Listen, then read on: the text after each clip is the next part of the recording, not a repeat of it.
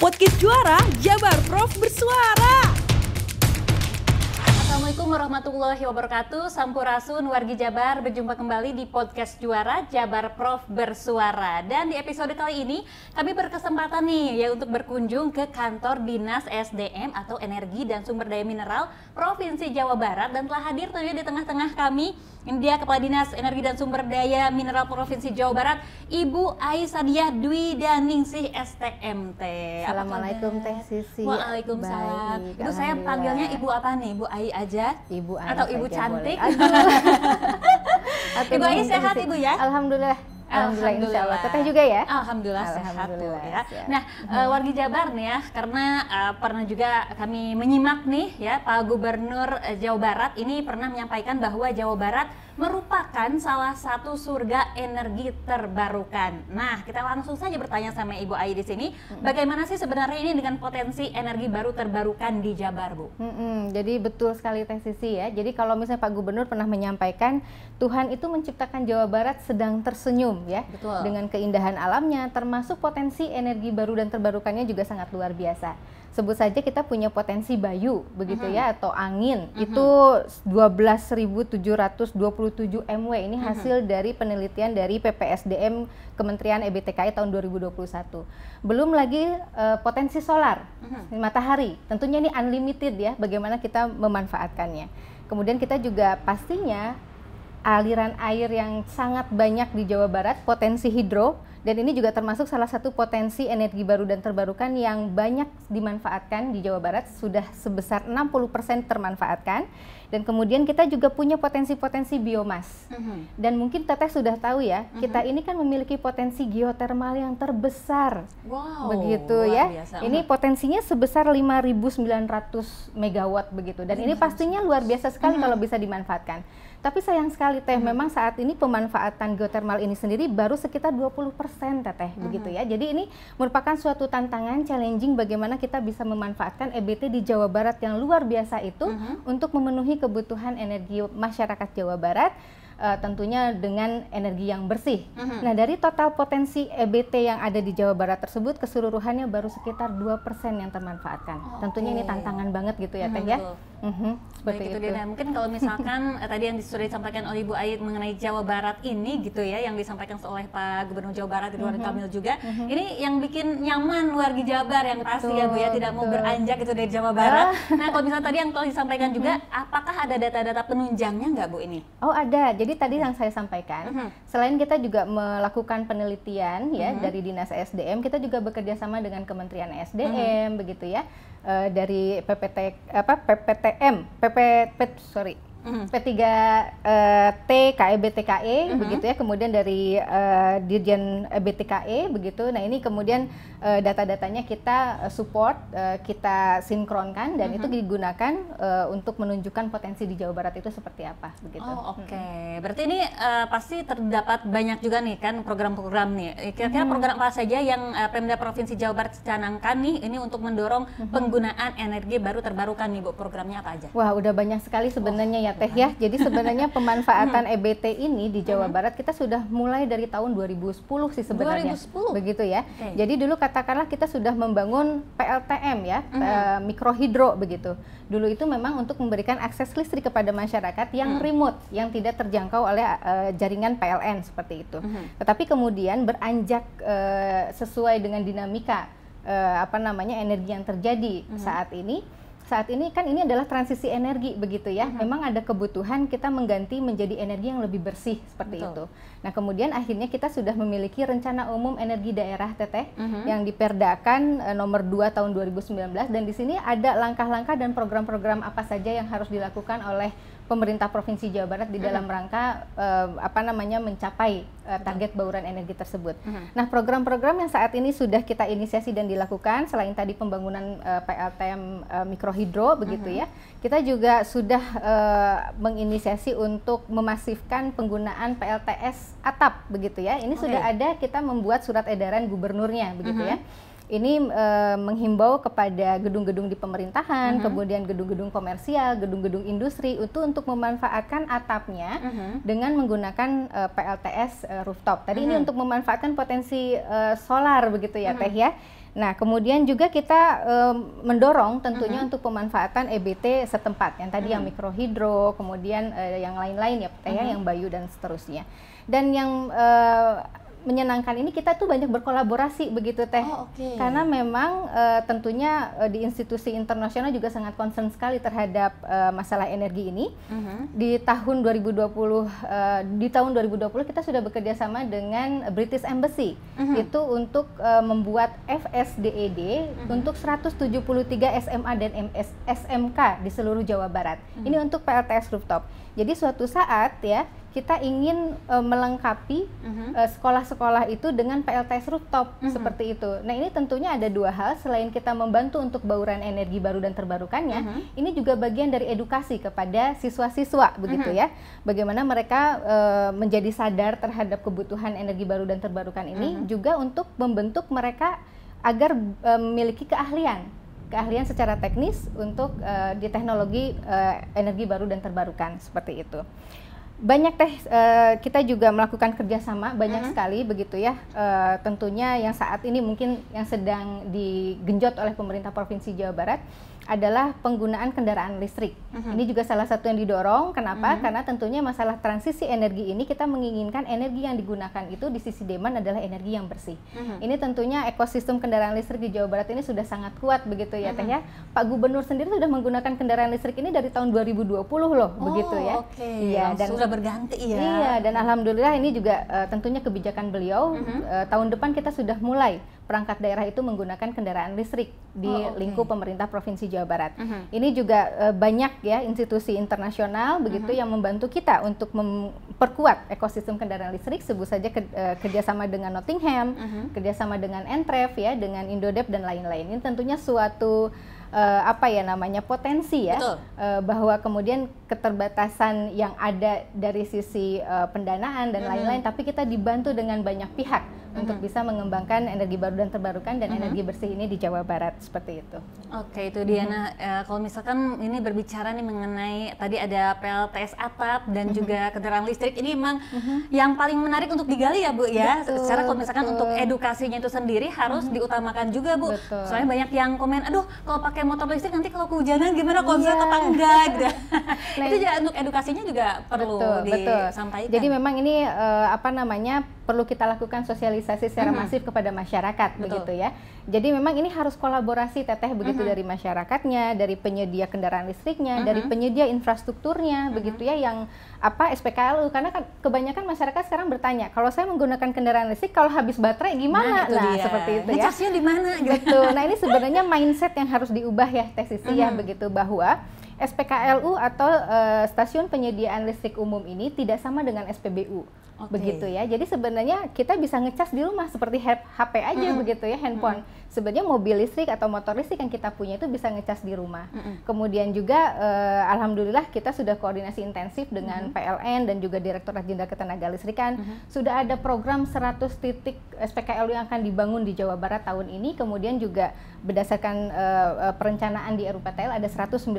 Ini mudah-mudahan akan berkembang sehingga lebih meyakinkan masyarakat bahwa nyaman menggunakan kendaraan listrik ini di Jawa Barat begitu. Jadi tidak usah takut, tidak usah khawatir kehabisan baterai seperti itu. Oke, itu dia. Dan ini Teh satu hal ya yang menarik, kita itu kemarin baru selesai melaksanakan event West Java Investment Summit begitu ya. Dan ini adalah salah satu yang kita pamerkan dan tampilkan di West Java Investment Summit itu. Dan tahu nggak Teteh, apa coba yang kita pamerkan di sana? Apa aja tuh? Ada motor listrik yang hasil desain Pak Gubernur. Bayangkan, itu luar biasa sekali kerjasama dengan salah satu vendor begitu ya, yang merakit motor listrik.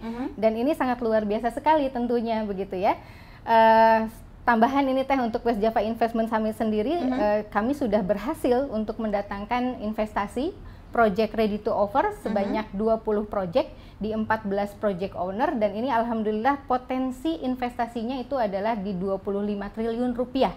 Bayangkan kalau misalnya investasi ini masuk di Jawa Barat semua, tentunya kesejahteraan masyarakat di Jawa Barat akan meningkat, sekaligus juga mendorong bauran energi yang bersih di Jawa Barat. Baik, itu dia kesejahteraannya terjamin gitu ya Bu ya. Insya Allah. Baik, telah disampaikan program apa saja nih ya wargi Jabar. Nah berikutnya mungkin komitmen dari Pemda Prof Jabar ini soal energi baru terbarukan ini dituangkan dalam bentuk apa saja berarti ini Bu, boleh disampaikan? Baik, jadi seperti yang tadi saya sampaikan, kita sudah punya rencana umum energi daerah. Ini sudah menjadi Perda begitu ya, peraturan daerah nomor 2 tahun 2019 yang sebenarnya tahun depan insya Allah akan kita review. Karena sebenarnya target bauran energi ini sudah tercapai teh begitu ya, jadi pastinya akan menantang kembali nih tahun-tahun ke depan bagaimana Jawa Barat bisa lebih meningkatkan kembali targetnya. Kemudian tadi juga kita sudah memiliki Perda 9 tahun 2019 tentang perubahan Perda nomor 13 tahun 11 tentang pajak daerah. Jadi ini memberikan insentif kepada para pengguna kendaraan listrik, memberikan subsidi ya, sehingga tarif KBLBB atau kendaraan bermotor listrik berbasis baterai ini menjadi lebih rendah daripada kendaraan yang berbasis fossil fuel seperti itu. Kita juga memiliki Perda 8 tahun 2021 tentang perubahan RPJMD. Jadi program-program keenergian ini sudah diakomodir di dalam RPJMD kita begitu ya. Ini merupakan suatu komitmen dari Pak Gubernur, dari pemerintah Provinsi Jawa Barat bagaimana mengawal program-program ini agar bisa diakomodir dalam program-program pemerintah. Pastinya tadi beberapa surat edaran sudah kita terbitkan ya Teh ya, begitu surat edaran PLTS atap, surat edaran kompor induksi juga kita sudah sampaikan, dan termasuk yang terakhir adalah surat edaran untuk penggunaan kendaraan listrik di lingkup pemerintah Provinsi Jawa Barat. Ini diterbitkan sebelum surat instruksi presiden lah sebenarnya gitu. Jadi setelah kita menerbitkan impres dari Pak Presiden terbit. Jadi ini inline sekali begitu ya dengan kebijakan pusat, insya Allah. Sejalan gitu ya Bu ya. Oke, baik. Nah mungkin Bu di sini warga Jabar juga bertanya-tanya nih Bu ya. Emang progresnya udah sampai mana nih gitu ya pembangunan infrastruktur energi baru terbarukan di Jabar? Nah jadi kalau dikatakan apa sih yang yang sedang dibangun saat ini infrastruktur, selain sebenarnya tadi saya sampaikan untuk potensi hidro sendiri kan PLTA itu udah banyak ya di Jawa Barat, itu kan sumber energi baru dan terbarukan. Nah sekarang yang sedang berprogres ya, salah satunya adalah PLTS floating Cirata. Nah, ini solar floating di Danau Cirata ya, ini juga merupakan PLTS floating yang terbesar di Indonesia seperti itu. Ini ada 145 megawatt dan rencananya akan mulai beroperasi di tahun 2023. Selain itu kemarin juga kita baru melaksanakan groundbreaking untuk PLTA Pump Storage Upper Sisokan. Ini 1040 megawatt. Ini juga terbesar di Indonesia Teh begitu ya. Bahkan mungkin di Asia Tenggara begitu. Ini ada di Kabupaten Bandung Barat dan ini rencana konstruksinya selesai di tahun 2026 dan COD-nya di tahun 2028, dan tentunya ini sangat strategis untuk meningkatkan kemampuan sistem tersebut untuk menerima renewable energy seperti itu. Dan tentunya kita sudah mengetahui kita mempunyai rencana proyek PLTB Ciletuh ya, begitu, dan ini kita tunggu saja Teh begitu ya, mudah-mudahan bisa selesai sesuai dengan waktu yang sudah ditetapkan seperti itu. Amin, semoga lancar ya Bu ya. Amin. Baik, nah Bu ini kan dalam mengembangkan energi baru terbarukan ini pasti saja menemui kendala. Nah, kalau kendala Pemda Prof Jabar ini dalam mengembangkan energi baru terbarukan ini apa aja nih Bu? Jadi sebenarnya kendala itu pasti ada ya Teh ya. Yang pertama pastinya dari sisi regulasi, dari sisi kewenangan untuk sektor energi ini kita sangat terbatas sebenarnya di lingkup pemerintah provinsi ini. Jadi sebenarnya seluruhnya itu masih banyak yang menjadi kewenangan pusat seperti itu. Nah, tapi tentunya itu tidak menyurutkan langkah bagi kita untuk mengembangkan ya renewable energi di Jawa Barat, sehingga kami itu berinisiasi untuk membentuk forum energi daerah. Ini adalah suatu forum yang mengumpulkan seluruh stakeholders begitu ya, seluruh stakeholders baik dari pusat, dari kabupaten kota begitu ya, dan kemudian para akademisi pentahelix lah pokoknya. Kita masuk di dalam forum energi daerah dan ini sedang proses untuk ditetapkan di dalam SK Gubernur. Nah, sehingga kemudian seluruh stakeholders yang berkepentingan itu akan ikut andil bagian begitu ya di dalam mengembangkan energi baru dan terbarukan. Nah, tentunya kendala dari sisi kewenangan yang membuat kita agak sulit untuk bergerak dengan forum energi daerah ini mudah-mudahan bisa terakselerasi. Kemudian ini satu hal nih kendala yang memang karena investasi untuk energi baru dan terbarukan ini termasuk teknologi yang tinggi, sehingga investasinya cukup besar, dan ini juga kami dengan keterbatasan anggaran mungkin yang ada di pemerintah ini memang kesulitannya adalah funding. Kesulitan pembiayaan. Sebenarnya tidak hanya di pemerintah provinsi, ini di beberapa diskusi begitu ya, nasional, internasional, ini juga masalah kendala funding atau pembiayaan ini juga sudah menjadi isu begitu ya. Nah, untuk itulah salah satu event WJIS itu, West Java Investment Summit, yang kemarin alhamdulillah sudah sukses dilaksanakan, merupakan salah satu peluang, merupakan salah satu jalan kita untuk mempertemukan proyek-proyek yang siap untuk mengembangkan renewable energy ini dengan investor-investor yang memang tertarik untuk renewable energy, seperti itu. Dan satu hal lagi, tes kendalanya adalah di teknologi sebenarnya. Nah, di teknologi ini kenapa?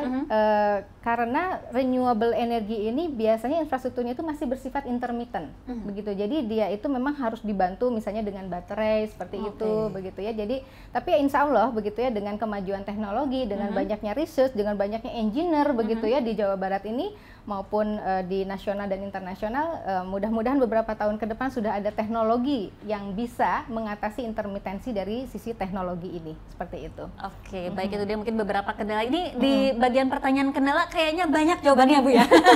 Sedang kita inisiasi, jadi jangan sampai kendala itu justru menyurutkan langkah kita, tapi kita mau tekar gitu, mencari jalan bagaimana agar kendala ini bisa diminimalisasi. Dan salah satunya yang tadi masalah apa ya namanya, energi ini dia tidak bisa hanya dilaksanakan oleh pemerintah provinsi saja, tidak bisa hanya pusat saja, tidak bisa hanya apa namanya kabupaten kota atau sektor tertentu, tidak hanya oleh dinas SDM, akan tetapi oleh seluruh masyarakat, kemudian dari seluruh lapisan pemerintahan begitu, maupun stakeholders lainnya. Untuk itu juga alhamdulillah di event West Java Investment Summit kemarin, Pak Gubernur bersama seluruh bupati wali kota di seluruh wilayah Jawa Barat sudah mendeklarasikan komitmen bersama untuk mendukung renewable energy ini di Jawa Barat. Insya Allah mudah-mudahan lebih lancar lagi. Amin. Semoga bisa teratasi semua kendalanya ya dalam mengembangkan energi baru terbarukan di Jawa Barat ya.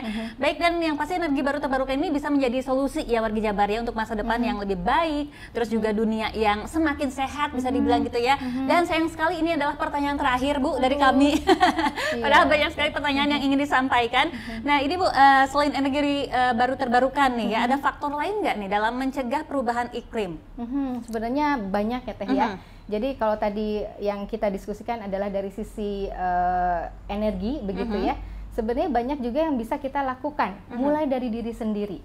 Misalnya melakukan konservasi energi atau penghematan energi, itu dimulai bisa dari rumah sampai kemudian di level yang industrial dan lain-lain. Itu kita bisa melakukan konservasi dan manajemen konsumsi energi yang cukup baik begitu. Kemudian juga tentunya kita dengan berkembangnya teknologi, ada pemanfaatan teknologi pengurangan emisi karbon. Ini sebenarnya sudah banyak yang diimplementasikan, yaitu kaitannya dengan carbon capture storage atau carbon capture utilization storage, CCS, CCUS. Ini untuk menangkap begitu ya emisi-emisi karbon yang dimunculkan dari pembangkit-pembangkit atau yang berbasis fosil begitu ya. Kemudian juga tentunya kita harus melakukan shifting, transisi dari penggunaan energi yang berbasis fosil atau yang kotor lah istilah seperti itu, beralih menjadi menggunakan energi yang lebih bersih. Tadi seperti Teteh misalnya saat ini suka menggunakan mobil fosil, mari kita berganti menjadi mobil listrik. Siap, misalnya Bu, seperti itu. Gitu. Itu ya. sudah mulai banyak, motor-motor listrik juga sudah mulai banyak. Tercatat di Jawa Barat ini udah ada sekitar 1.420-an kendaraan listrik, tapi memang kebanyakan motor begitu ya Teh ya. Tapi ini merupakan suatu semangat baru mungkin begitu ya, masyarakat sudah mulai aware terhadap energi bersih, terhadap lingkungan dan lain-lain. Mudah-mudahan dengan ekosistem yang semakin kuat ini juga akan semakin baik begitu ya. Dan kemudian sebenarnya tidak hanya dari sisi energi, ini juga dari kehutanan, karena kehutanan juga merupakan salah satu yang bisa berkontribusi terhadap apa namanya penurunan emisi karbon begitu ya. Dan juga dari pertanian, transportasi ya, dan kemudian juga dari persampahan. Nah, ini juga persampahan bagaimana kita tentunya sudah lama sekali melakukan kampanye untuk melakukan 3R ya, recycle, reduce, dan seterusnya, itu merupakan salah satu langkah juga untuk mengurangi emisi karbon, seperti itu Teh. Oke, baik, itu dia Wargi Jabar ya. Nah, sebelum kita berpisah nih Bu, mungkin ada yang mau disampaikan nggak untuk Wargi Jabar? Baik, terima kasih Teh Sisi, Wargi Jabar ya. Alhamdulillah dari obrolan kita nih, bahwa memang saat ini adalah saat yang paling tepat begitu kita untuk melakukan transisi ya, di mana memang isu-isu masalah lingkungan, pemanasan global begitu ya, kemudian climate change ini, peningkatan suhu di muka bumi ini sudah sangat terasa begitu ya, dan tentunya apabila kita tidak melakukan sesuatu aksi saat ini, dimulai dari diri kita, dimulai saat ini, kita tentunya tidak ingin apabila malapetaka di bumi ini semakin memburuk begitu. Jadi mari kita mulai untuk melakukan transisi energi begitu ya, menggunakan energi-energi yang lebih bersih, dan memang untuk pengembangan energi ini kita tidak bisa melakukan sendiri, membutuhkan kerjasama multisektor, kemudian juga seluruh lapisan pemerintahan untuk mendukung energi bersih ini dan juga pengembangan renewable energy di Jawa Barat. Mungkin seperti itu Teh. Baik, kalau gitu terima kasih. Sama-sama tentunya Teh untuk Sisi. Ibu Aisyah Dwi Daningsih STMT, Kepala Dinas Energi dan Sumber Daya Mineral Provinsi Jawa Barat. Terima kasih sekali lagi Ibu. Sama-sama Teh Sehat Sisi. selalu. Sama-sama. Mungkin untuk semuanya semoga bisa tercapai dengan lancar. Amin, ya, Bu, ya. amin. Kita ketemu lagi di episode yang lainnya Ibu ya. Siap ya? Siap, dengan pertanyaan yang lainnya. Baik, Wargi Jabar, demikian podcast Juara episode kali ini. Jangan lupa terus simak podcast Juara Jabar Prof Bersuara di kanal YouTube dan juga di berbagai platform audio digital jabarprof.go.id. Saya Sisi mewakili kru yang bertugas, mohon undur pamit. Wassalamualaikum warahmatullahi wabarakatuh.